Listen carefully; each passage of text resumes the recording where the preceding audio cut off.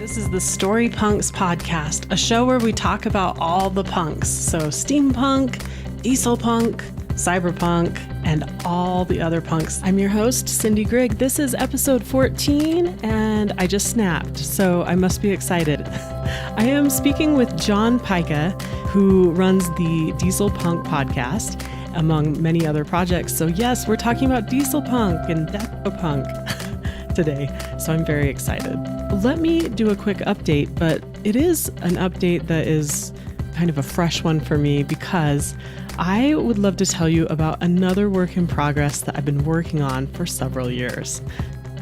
So far on this podcast, I've talked a lot about my Regency era Norse mythology series of novels that I'm working on. And I've asked for beta readers for those. Now, I actually have something that's in the Decopunk realm, and it's, as we'll talk about a lot on this show, this episode, Dieselpunk and Decopunk, they cross over, right? And I'm going to let John discuss all the nuances of that. So let's put that aside for a little bit, but I would define mine as Decopunk. So I have this work in progress, and it is called the Salt Sheen Paradox. So it is a Decopunk thriller, and it's also time travel among the world's salt flats. They are portals for time and space travel. I live in Utah, and we have the Great Salt Lake here. We have the Salt Flats. They're called the Bonneville Salt Flats. Just like a wasteland, and I didn't have an appreciation for it. But now that I'm older, I think I've become more minimalist in my appreciation of certain aesthetics. And I really have an appreciation for the beauty of just wide open, flat space nothingness. So I've been spending some time out there that I would have appalled me when I was younger because I would have been so bored. But it's so restful, it's so beautiful, and it's so nice to get in that salty water.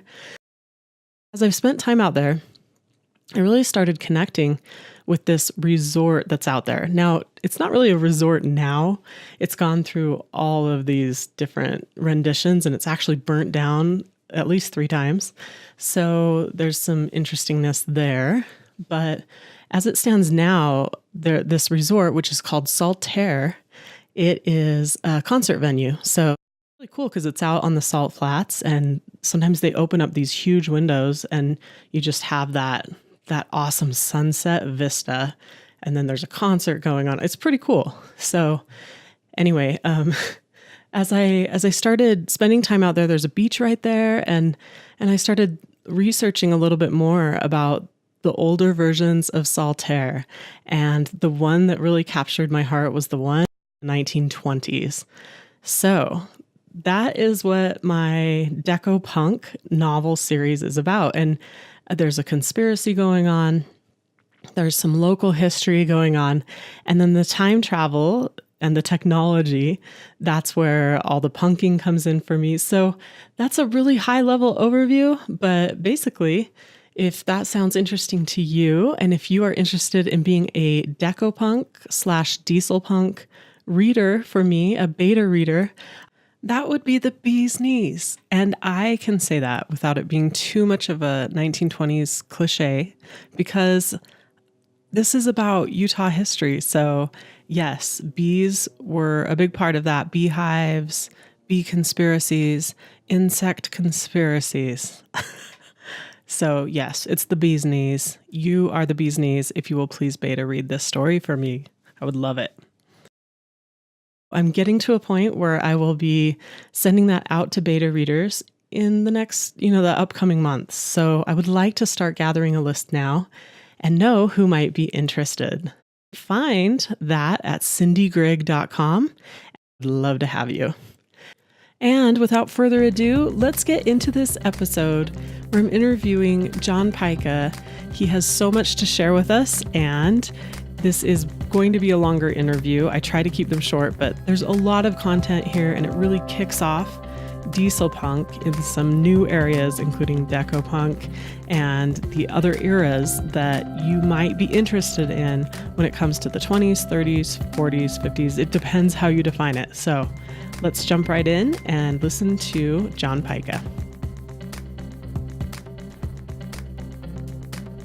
Big Daddy Cool is the swingin' alter ego of award-winning entertainer, broadcaster, and storyteller John B. Pyka.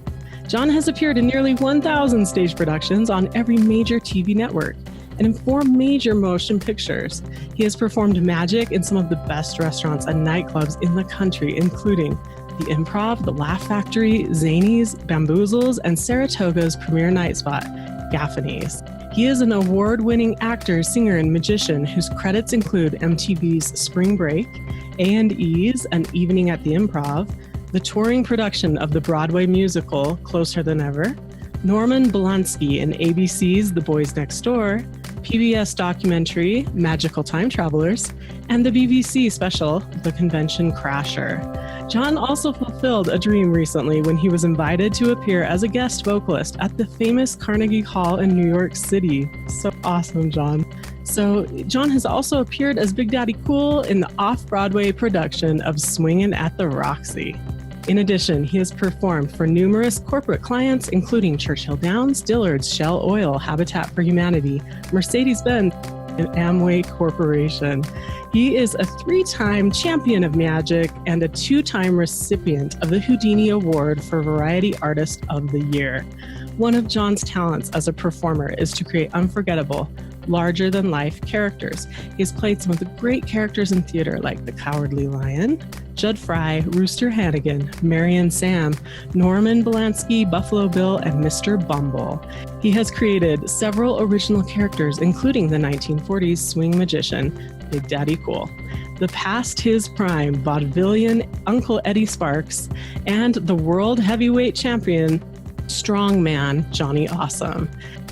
John is also the producer and host of the Dieselpunk Podcast, the voice of Dieselpunk on iTunes and Stitcher, which consistently is ranked in the top 10 performing arts podcasts. So awesome. He is also the producer and host of the weekly live stream web show, Comic Extravaganza Live, hosted by www.graphicpolicy.com and boasting over 25,000 viewers per week. To learn more about John Pyka Productions, visit www.johnpykaproductions.com. He is also, by the way, the author of 4 books on magic, including the bestseller Theatrical Magic. His first novel, Tales from the Flip Side, is published by Pro Se Press and available wherever books are sold. Also available as an audiobook, and I have jumped in with the sample. So I have not jumped in with your audiobook, but it sounds awesome. Well, thank you. I can't believe you read all of that. That is crazy. John, do you want me to cut any of it? No. Because I think it's all really relevant, and I think people are interested. No, that's awesome. You're the first person I've ever heard read it all. I mean, I've written it. I wrote the thing, but I'm blown away. You're probably just sitting there Thank you for having me. I'm super excited to be here. My pleasure. I'm going to jump right into these questions because if anybody hasn't listened to the Dieselpunk podcast, first of all, start because it's so awesome. And also recently, so I'm recording this January 2018, and recently there was an episode where John really delved into the definitions of Dieselpunk. So I know we don't have time for that whole, that was a full episode. So go into that episode for the deep dive, and I will link to it in the show notes. But in this show, we discuss the punks, and I would love to know what your definition of Dieselpunk is. Like, what is inbounds? What is out of bounds? And I have some sub questions to go along with this. But first of all, what's your overview? In terms of Dieselpunk, the definition has evolved over the last 6, now going on 7 years since I started doing the podcast. But for us, the definition we give most frequently is that it is a fusion of the art style and aesthetics, the culture of the 1920s, 30s, 40s, and 50s with contemporary and future technology, science fiction, fantasy, alt history, magic, something that turns history on its left side. And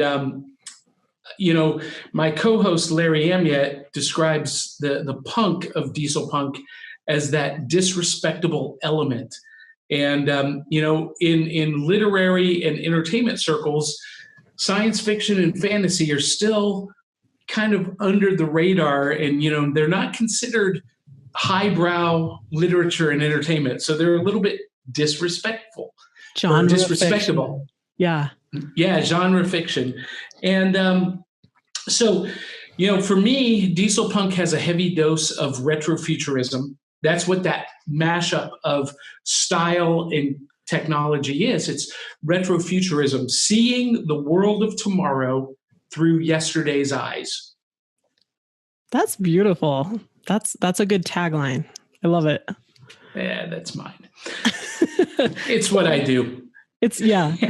Specifically, I've heard you talk about at least 2 different types. So as we get just a little bit more detailed about this, could you take us through those 2 different types that you observed? So, for example, there's Decopunk, right? Maybe you could touch on that as well, and how that fits in with these 2 different types. Maybe there's more than 2 different types, but yeah, Decopunk, that deco art. Yeah, so we'll talk about Decopunk in just a minute, because there's 2 kind of bookend subgenres, I believe. Decopunk and Atomic Punk. And for me, they're both Dieselpunk. But let's talk about the flavors of Dieselpunk for a minute. Back in the day, when it was just an emerging genre, there were 2 guys, Nick Ottens and Mr. Pycraft, and they wrote some articles about what is Dieselpunk and what is not. And they basically set out these 2 separate tracks of thought that, Mr. Pycraft, Dieselpunk was like dystopian, post-apocalyptic, and Nick Ottens was more, shiny, hopeful Dieselpunk. And so there became these 2 terms, Pycraftian Dieselpunk and Ottisian Dieselpunk. Well, Nick Ottens and Mr. Pycraft were onto something, but since they've not actually been part of the community since they wrote those articles, I guess almost 10 years ago now, the definitions and the flavors have evolved a little bit, and we don't really use the terms Ottisian or Pycraftian anymore. At least we don't on the podcast, and I think that's kind of starting to take root in the community. But, Mr. Pycraft, he said that Dieselpunk had to be dystopian and like post-apocalyptic. And the fact of the matter is, in the whole, in the balance of Dieselpunk literature, we really don't see that post-apocalyptic dystopian setting. So that's kind of gone by the wayside. And now we refer to that thought or that style as dark Dieselpunk. Or we might use the word dystopian Dieselpunk. And so in this case, dystopian would refer to movies like Dark City. Dark City was not post-apocalyptic, but it definitely had a dystopian flavor. Yeah. If you've not seen Dark City, basically these psychic vampires from outer space abduct an entire city from Earth, mid 1940s something. And because they don't know anything about Earth culture, that is human beings. And we don't know if it's, in the far future, the near future. All we know is that technology and style stopped in this science fiction story. But it's because the people are the psychic vampires from outer space feed off of the psychic energy, the dreams of the people in the city. They keep them in a perpetual dream state, and kind of like it's almost like a Dieselpunk version of The Matrix and Inception mashed together. But because of the nature of the story, that classifies as dystopian. And it's got this kind of dark, gritty noir feeling. So when you think of dystopian, you're running to think of noir, that grit, maybe combat, war, more emphasis on machinery and the darker elements of the dieselpunk genre. Ottisian Dieselpunk has gone on to be referred to as hopeful Dieselpunk. And it tends to be more grounded in the Art Deco styles, in the Art Deco aesthetics. It's a little bit brighter, shinier, faster, chrome-plated. Sky Captain in the World of Tomorrow is largely a very hopeful Dieselpunk movie. So that's kind of the two flavors. And within the genre of Dieselpunk, because historically speaking, we've got this pretty diverse period of history where there was a lot of different things happening and a lot of societal progress. When you talk about steampunk is basically the 100 years before 1912, and maybe even longer. It's a big, long period of time. And it's mostly denoted by that Victorian era, the Victorian style. And in Dieselpunk, though, even though it's a shorter historical period, there's a lot more variation in style and culture and art. We go from the late Edwardian styles through what people call the Gatsby era, the Jazz Age of the 20s with the flappers. We've got Prohibition with the gangsters and the speakeasies. We've got the Dust Bowl. We've got the Appalachian moonshiners. Oh, brother, where art thou? You've got the World Wars, World War I and World War II. And then post-World War II, you've got the 1950s, which sees the introduction of the greaser culture. And for me, and this is becoming more accepted in the Dieselpunk community, but I was the first one to suppose this timeline. For me, the Dieselpunk timeline goes from 1914, the start of World War I, through 1957 with the launch of Sputnik. And with the launch of Sputnik, we really see a dynamic shift in culture, in philosophy, in style, and everything takes a left turn into the 60s at that point.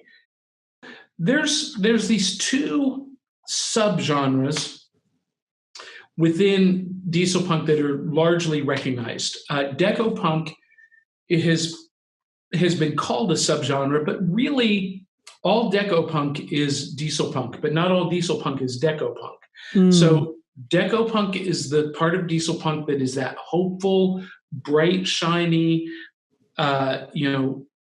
flapper, jazz age, really emphasizes the aesthetics, the opulence, the hubris, if you will, of the diesel era. And then on the other end of that, you've got atomic punk. And for the longest time, atomic punk was considered a completely separate genre that was started with 1945, historically, the dropping of the atomic bomb on Hiroshima and Nagasaki.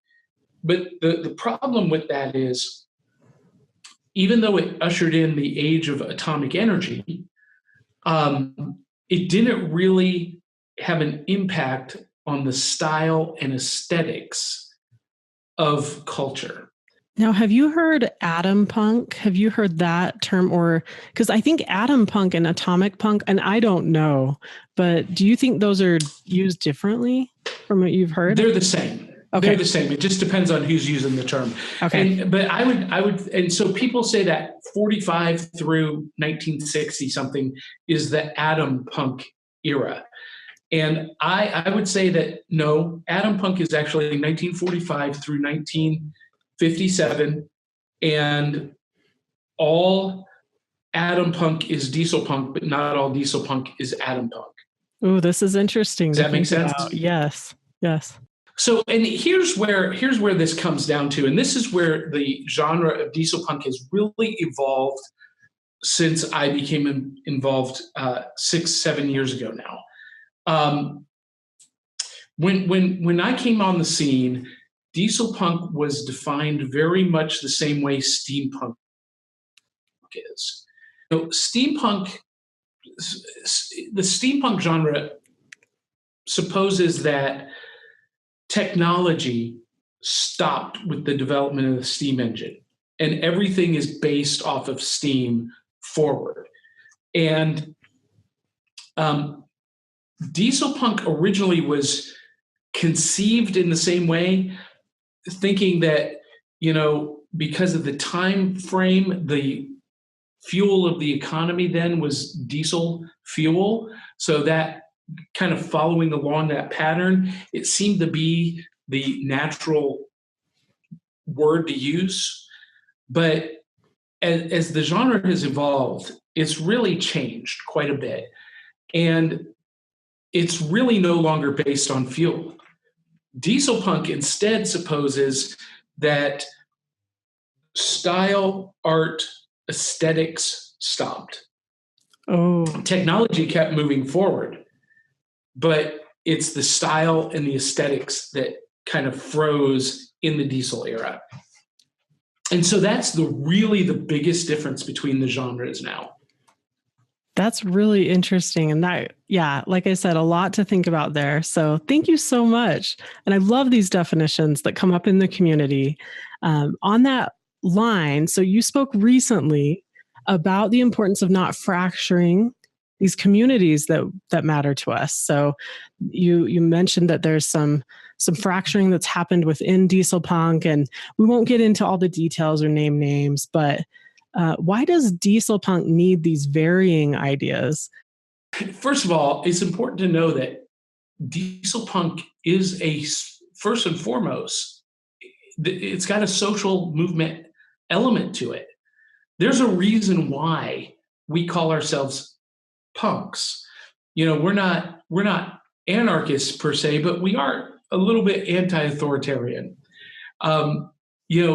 We're creative people. We buck authority. We recently did a poll on the Dieselpunks forum on Facebook, and overwhelmingly, the political affiliation of our members is libertarian. Free thinking.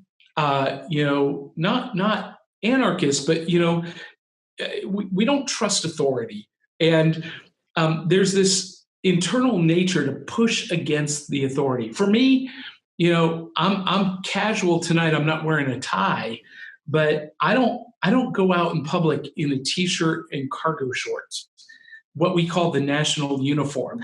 I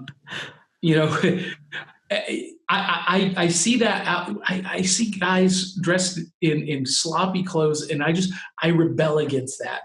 And so I'm always going to go out wearing a nice pair of slacks, a button-down shirt, a cap of some kind, a fedora or a flat cap, usually a tie, but sometimes not. And that's kind of my countercultural push. So Dieselpunk, to be a punk movement, has to have a healthy dose of counterculturalism. Try saying that 9 times fast. So what happens is naturally, because we have that attitude, there's kind of this, my Dieselpunk may not be your Dieselpunk kind of thing. And I think we all kind of agree on some basic tenets. But, there are some people who consider the original Blade Runner movie to be Dieselpunk. And quite honestly, I don't. I would consider it to be part of the cyberpunk genre. But that's just me. I can see people who think that it might be Dieselpunk. I'm not one of them. There are some people who think that movies like Kelly's Heroes, because it's a celebration of the anti-hero, qualifies as Dieselpunk. And I'm not sure that is enough to qualify. I think personally, my Dieselpunk has a healthy dose of science fiction and fantasy. But we all kind of agree that there are the three basic elements that need to be there. It's got to be contemporary in origin. It's got to have the visual aesthetics of the era or the style aesthetics of the era. And it's got to have, some degree of punk, whether that's sci-fi fantasy, alternate history, celebration of the anti-hero, however you define punk. Well, unfortunately, what tends to happen is that people come along and either build a fan following or build a database or whatever they've created, and tend to believe that they own the genre, and they want to start issuing edicts about what is and isn't Dieselpunk, and this is the way it's going to be. And I'm not in the steampunk community, but people tell me that has happened in the steampunk community. There are a couple of people who basically define the entire genre for everybody, and if you don't follow along with what they tell you, then you're kind of out of the club. Well, that's the last thing that we want to have happen to Dieselpunk. So we had a gentleman come into the community. We welcomed him. We built him up, but then he built a fan base, a following, and suddenly decided he was the authority. And as anti-authoritarians, we pushed back. And not in a hateful, argumentative way. Actually, it started very playfully. And we said, well, now, wait a minute. Let's think through this. And we gave some counterpoints. And from there, it just dissolved into a bitter retaliation against mostly myself and Eric Fisk. But it ended up fracturing the entire community because he shut down one of the leading web forums for Dieselpunk and, just basically burned his house down. And that was a shame because it was a great resource for folks. But we can't have that kind of king mentality. There's no room for that. We don't have authorities. We have experts, but we don't have anyone who is the authority who says this is or this isn't.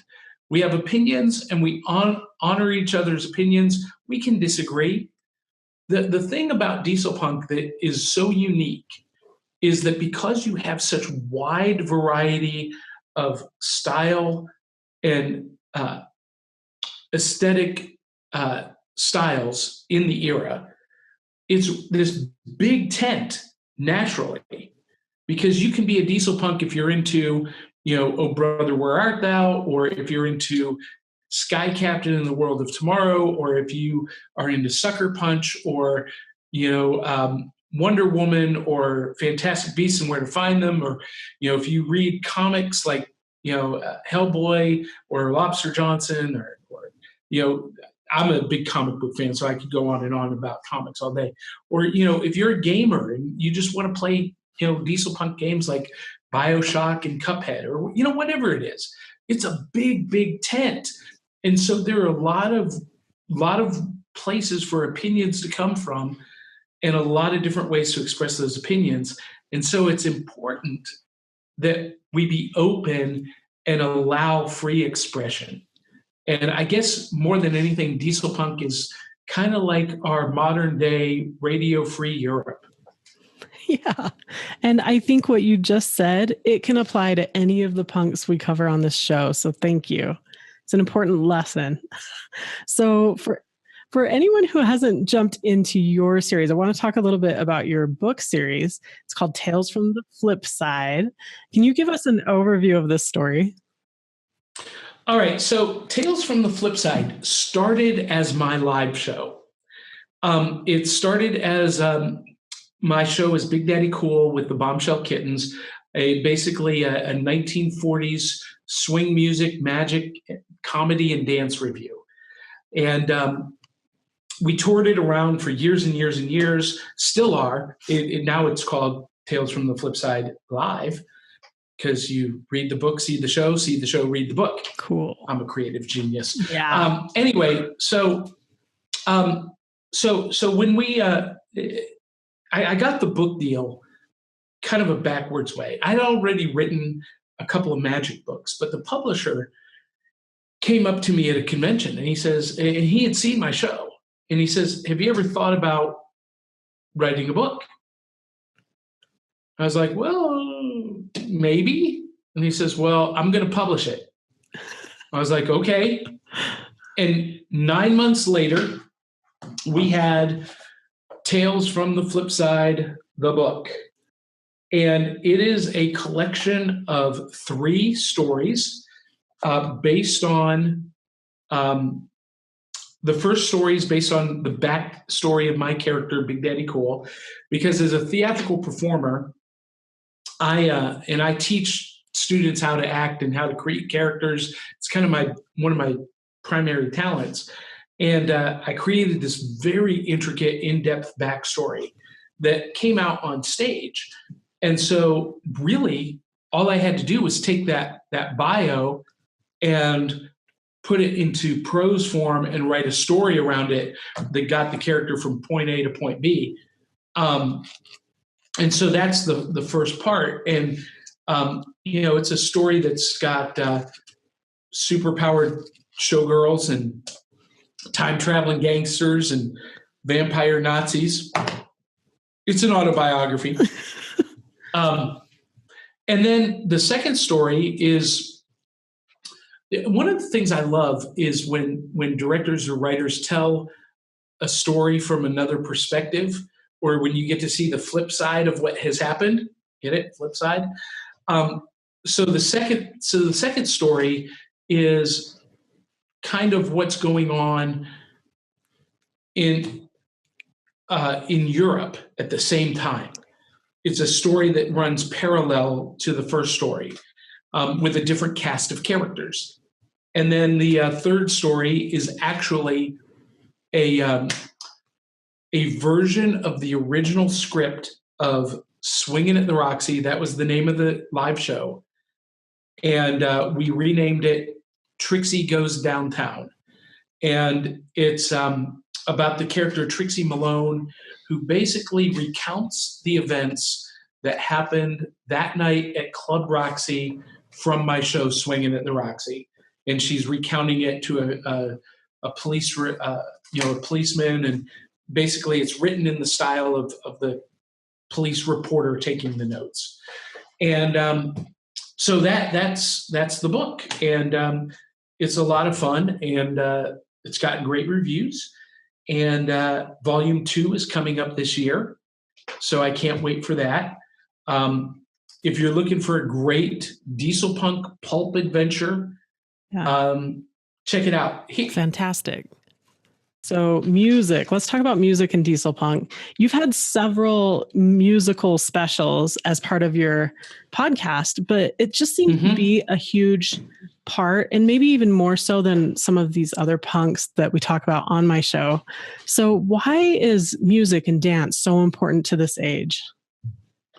Well, because it was important culturally. The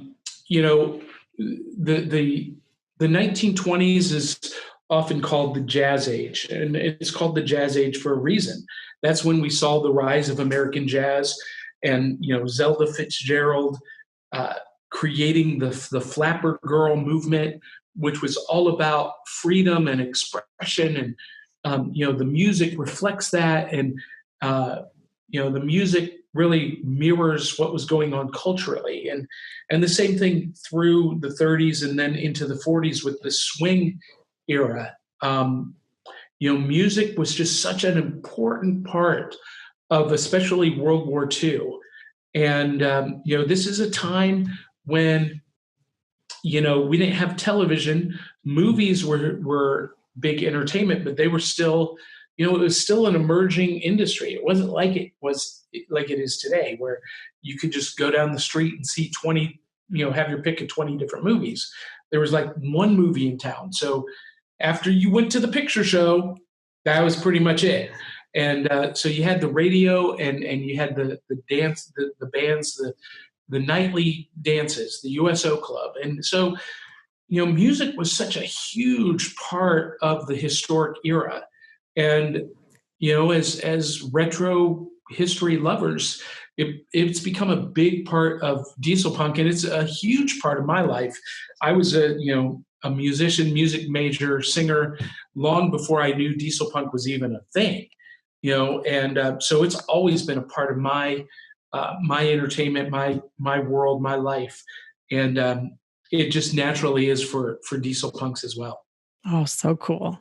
Okay, well, Big Daddy Cool, you've mentioned big things coming up in 2018. And as a creator, you obviously think that reaching and growing is important. How do you do it? How do you go about it? And how do you stay motivated? And if you want to tell us what's going on in 2018, feel free, but I know it's early in the year and a lot of stuff I can't talk about yet. There's some secrets out there right now that I can't reveal. However, we will be returning to my monthly theater venue here in Nashville, doing Tales from the Flipside Live, which is the stories and the music from the book. So the show became a book, and then the book became a show. And so we do that, and I take that around to Comic-Cons too. So I market Tales from the Flipside Live to Comic-Cons and Pop-Cons and Anachrocons. I'll be at the Anachrocon in February in Atlanta, Georgia, doing Tales from the Flipside Live. And I'm starting a neo-vintage Dieselpunk circus in Nashville called the Music City Circus. And we've got a deal underway right now with one of the largest web content distributors in the world for my video podcast, my video series on YouTube, to take it to a much, much larger audience. And when that happens, I'm going to be doing a lot more live coverage of Comic-Cons and Pop-Cons. When that happens, for me, Dieselpunk has a more prominent position in that pop culture, geek culture world than it has thus far. So that's going to be the biggest thing. That, and, I've auditioned for Penn and Teller's Fool Us. Fingers are crossed on that. I've got an audition for America's Got Talent this weekend. Fingers are crossed for that. Good luck with all that. That's so cool. Yeah. Some other things are cooking, but they're, just a lot of stuff. And, really what motivates me is the thrill of being in front of an audience. It's where I'm most at home. I could be, I'm completely comfortable in front of a crowd of people. Quite honestly, I'm more comfortable naked in front of 2,500 people than I would be talking face to face with somebody. Have you tested that out? Kind of. Okay. There are no photos or videos, so don't ask. No, really. I mean, there's nothing that can happen to me on stage or that I haven't done on stage that, anything you can, well, no, there are some things I haven't done, but, just about everything that could happen to a performer has happened to me in some form or shape. So that's where, I don't know. It's like my most profound memories are on stage or in front of an audience of some kind. So that's where I live. That's where I feel alive. And that's what motivates me. Okay. Now I have a side question. We can strike this because I'm going off script, but do you consider yourself, sometimes when I hear from a performer, it's really fascinating to me. Do you consider yourself an introvert or an extrovert? Because I've been surprised even though, performers are in front of people, I've been surprised how many are actually introverts. Because a lot of introverts listening to this show heard what you just said and they're like, oh my gosh, that's not me. That's so amazing that he does that, Okay. So I don't know how you classify me, because I love to be in front of an audience. I love the thrill of the applause, but I'm in control. Yeah. When I'm on stage, that is my world. And whatever happens on that stage, I am in control of. My character, Big Daddy Cool, he is in control. And, everything I do is scripted, or at least thought out well in advance. So I know what's going to happen, when it's going to happen, how it's going to happen. And that allows me to be very extroverted in public. When it comes to social interactions, I'm very introverted. I am very uncomfortable talking to people one-on-one, especially extemporaneously. I don't know. I always feel like I'm just a babbling idiot. And I'm not going to say the right thing. So that's just not where I'm comfortable. So anyway, for some people, if you think that, you're an introvert and you could never be in front of people, you might be more like me, an extroverted introvert. And it's just the right circumstances. That's kind of why I wanted to ask the question, because I think a lot of people limit themselves with the term. And it's interesting that a lot of performers are introverts, at least in some sense. Well, yeah. And it is very common. Robin Williams is maybe the most famous example. Richard Simmons, Michael Jackson, Prince. You think of these people who were these huge icons of entertainment, but as people, very private, very secluded, and almost recluse. Yeah, and I get that. I do too. I totally get it. So, okay, now as we record this, beginning of 2018 again, what does the future of Dieselpunk look like? And this will be our last question of the show. This has been so great to be with you. So what does it look like from your perspective, and what do you project, or what would you like to see in 2018 and beyond? Well, that's a really good question. And when I was reading through your questions, that was the one that kind of stumped me, because I don't know what is in store for the future of Dieselpunk. However, what I hope we see is a more mainstream emergence within the genre fiction communities. The comic community, the geek culture community, pop culture communities, because it's out there. It's out there in movies and TV and in music and, comics and books. The Dieselpunk aesthetic it's out there in a big way, but people aren't recognizing it. So, my goal as a performer and a producer is to help more people recognize it. And so I hope that will happen. I'm looking for, if he wins the Oscar for Best Director, like he did for the Golden Globes, Guillermo del Toro is one of us. He is a Dieselpunk, and I know he listens to our podcast. Oh, cool! So, if he would stand up and say, "Thank you for supporting my Dieselpunk film," that's what it would take. That's what I hope happens. Will it happen? I don't know. If he wins the Oscar for Shape of Water, we can't call the genre disrespectable anymore. So we'll have to reevaluate that terminology for sci-fi and fantasy. But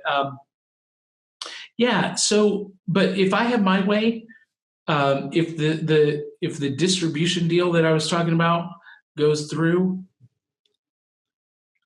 it could put Dieselpunk on everybody's lips in the pop culture and geek culture communities. Well, cool. You've set it out there, at least on this show. You've sent it out into the universe, and I hope it comes through too. That would be awesome.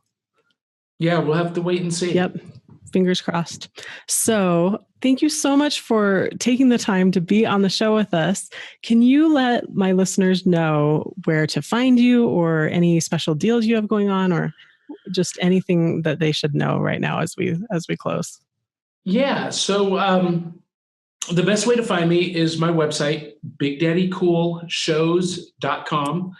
Everything is there. You can see videos. You can link to the YouTube channel. You can listen to the podcast. You can, click on the social media icon of your choosing, connect with me there, whatever. That's the best way to find me. And, we're running special deals all the time, but the big one that we do is on our YouTube, on my YouTube channel, which is also called Tales from the Flip Side. See what I'm doing here? I see it. On the YouTube channel, if you click subscribe and post a comment, you get entered to win our monthly drawing. And every month I draw for like a board game that I cover, that I review, or graphic novels, or, Magic subscription box is one of my sponsors. And so, that's really the coolest thing to do. We have a Patreon. You can drop a tip in the tip jar. Unlike a lot of creators that are trying to, raise a bunch of money through Patreon, I use it as just kind of the digital tip jar. If you want to drop $1, $2, $5, whatever in the tip jar, that's great. We don't have any swag to send you.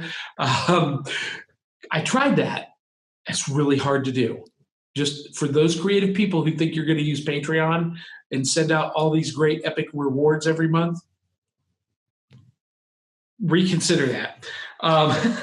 So BigDaddyCoolShows.com is the best way to find me and connect with me. But before we go, I got a question for you. Absolutely.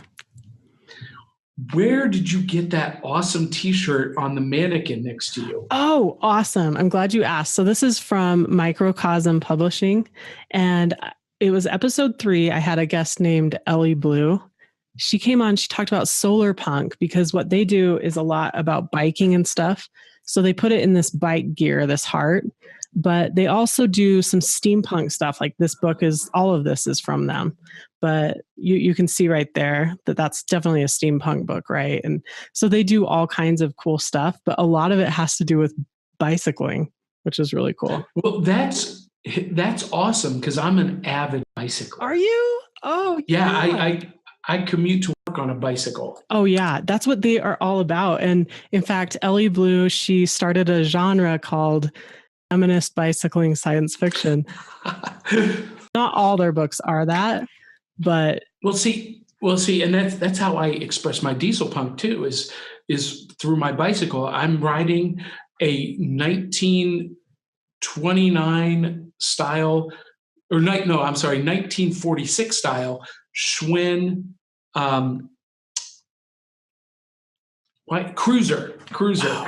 And retro style, and with my flat cap and my shirt and tie blowing in the breeze. And, oh my gosh. I wish you lived in my city so I could see that.